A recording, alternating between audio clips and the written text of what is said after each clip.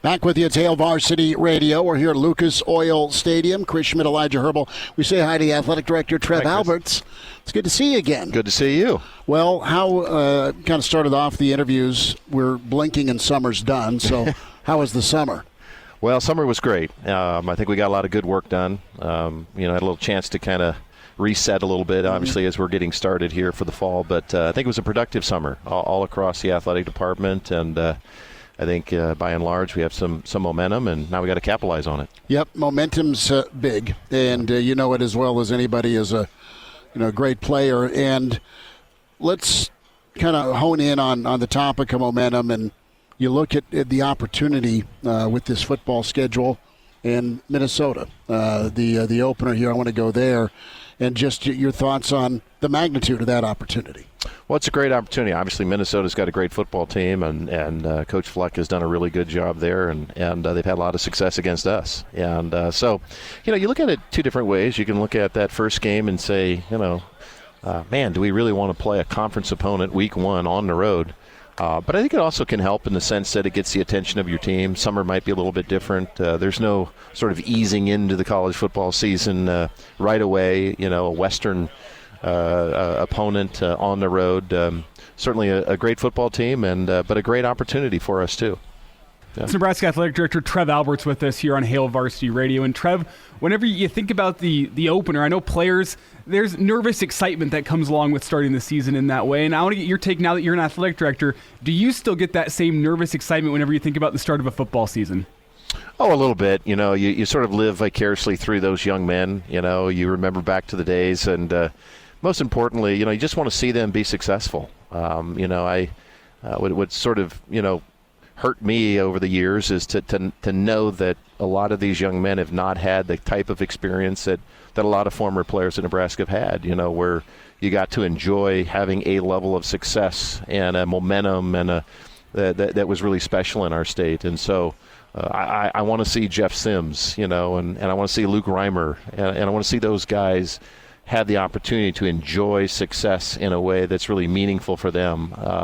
We haven't had a chance to do that. So I think you have this, sort of sense of excitement, but mostly it's excitement for the coaches and players because you want them to be successful. Trev Alberts with us, Hail Varsity Radio, Big Ten Media Days. What I look at with this defense, and you look at on its face, Trev, it's a 3-3-5, but you've got the hybrid element to it. You have the versatility, and it reminds me of just when you guys made your switch to a 4-3, just talking with Coach McBride about things, how levels kind of moved up, i.e. safeties and outside backers, and you let guys be athletic, and even some outside backers put their hand in the dirt with defensive ends. So to get more speed on the field. Is there a parallel with what Nebraska wants to do defensively now compared to when you guys made a switch about 30 years ago? Well, I think it's a good question. I mean, I think that there certainly can be some. We'll have to see. I think most importantly, I think, Coach McBride really believed in an aggressive defense. Sure. They were calculated, but we took risks. And, I think the other thing is trying to allow, just athleticism, passion, and energy and not think too much. I think sometimes you can, think your way into not playing as hard as you possibly could. So the way I look at this defense, I think it's not too dissimilar in the sense that it's a pressure defense. It's getting turnovers. It's creating some havoc. It's trying to, I think one of the things that Coach McBride did, a really good job of, while we had a base defense, he had a lot of variations where it was difficult for the offense to know exactly who was who and where they were coming from. And so that gave us some opportunity to do some pressures in third and long situations. Still had to stop the run first to get into those situations. But I see that as part of what Tony wants to do as well.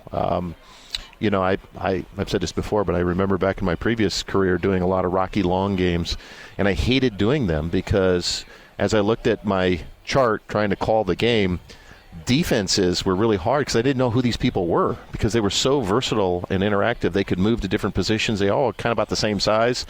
And so I think Tony's got a little bit of that, but then some, evolution from that as well. So I do think there's some comparison, and I like aggressive defense. I think taking chances at times is okay, but obviously in the Big Ten you got to be stout enough to stop the run too.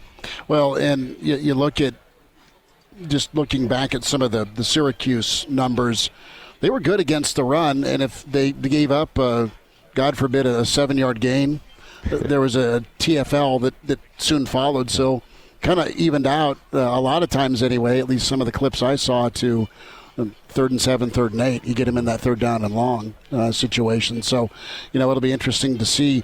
I want to go from defense to the fourth quarter mentality, and Coach Rhule's talked about some of his goals for rushing yards in the fourth quarter and being the stronger team. And just your time at Nebraska, Trev, with Nebraska becoming that team that went from some tough fourth quarter outcomes to great fourth quarter outcomes. Tell us about that trip, that process where you guys were able to really turn it into a strength to close out teams.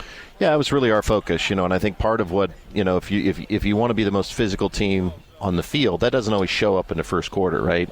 And so the physicality of the game, I think the discipline, the toughness really shows up, in the fourth quarter, right? Like heat and all of those things can make a coward out of all of us, right? But depending on how you work, what type of shape you're in, I think all of those types of things are really, really important ultimately in the fourth quarter. And so we focused on winning the fourth quarter, because the fourth quarter was going to be when you were tired, and when you're tired, your technique starts slipping. You start thinking about being tired and not actually what you're supposed to be doing on the field. And so much of it is, it's a toughness. It's not a physical toughness only, but a mental toughness.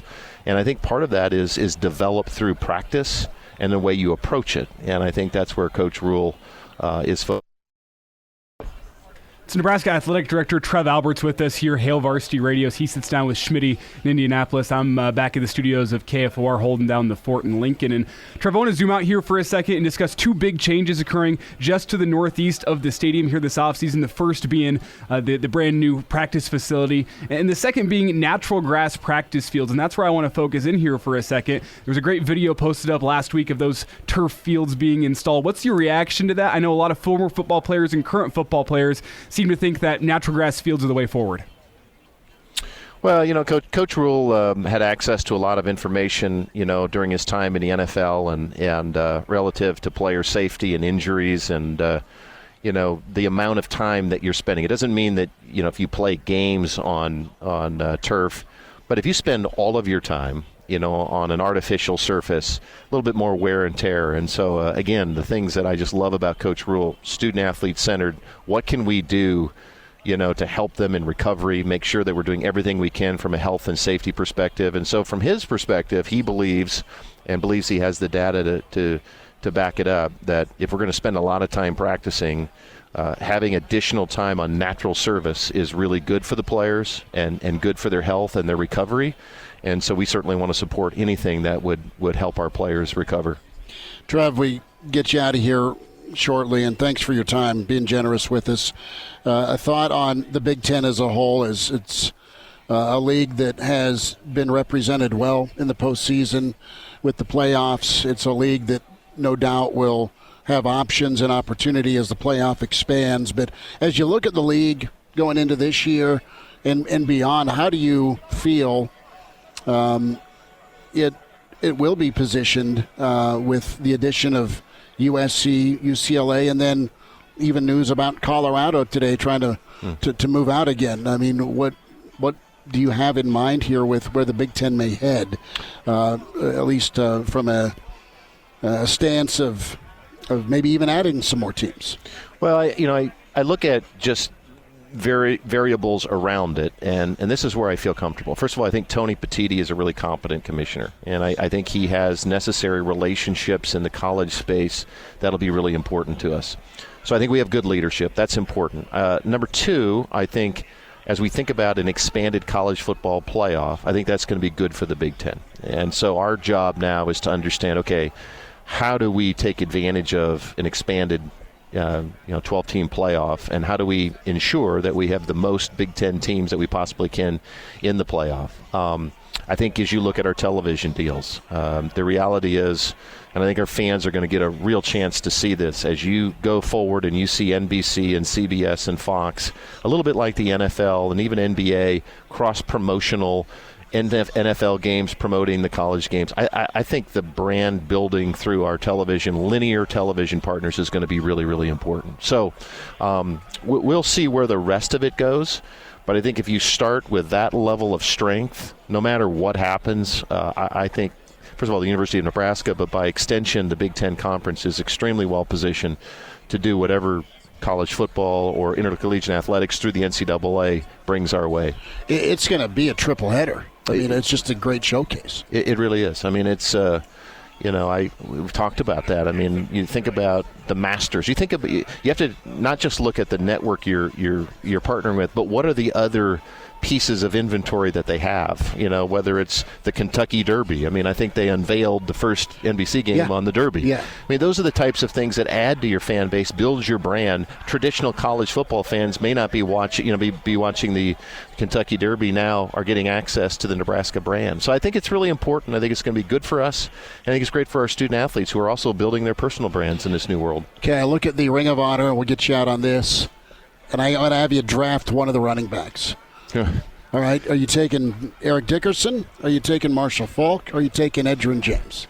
Well, I'm biased because I played with him, but I'm taking Marshall Faulk. Okay. Because I remember it wasn't this field, but I'll never forget the first mini camp I showed up, and I was a rookie, and the veterans knew what they were doing, obviously. And we would have to go. The linebackers would have to cover the running backs man to man. That's no fun. And why were they all like counting and who was in line and made me go? And I found myself multiple times trying to cover Marshall Faulk. Marshall Faulk was not only a great running back, he had great vision, great speed, but he could hurt you in the passing game so much. I mean, he was one of the best wide receivers we had. So obviously Dickerson was special, Edgerrin James was special, but if I had to take one of them, I'd take Marshall Faulk. Okay. He almost ended up at Nebraska. He made a mistake, but we it's okay. But look at the career he had in college. State, he was. I mean, every game it seemed like he had 297 yards. And they played a schedule. They did. They had a crazy good schedule. But Marshall was a really smart young man. I remember him. I remember he had never played golf in his life, and today he's like a scratch golfer. I mean, he is. If he decides to do something, he can make himself into about anything, and just a fluid athlete who was just really gifted. That's pretty awesome to hear about the golf. And it didn't work for me, though, by the way. Well, I'm still a work in progress with it. So, Trev, you take care. Thanks again for everything. Yeah.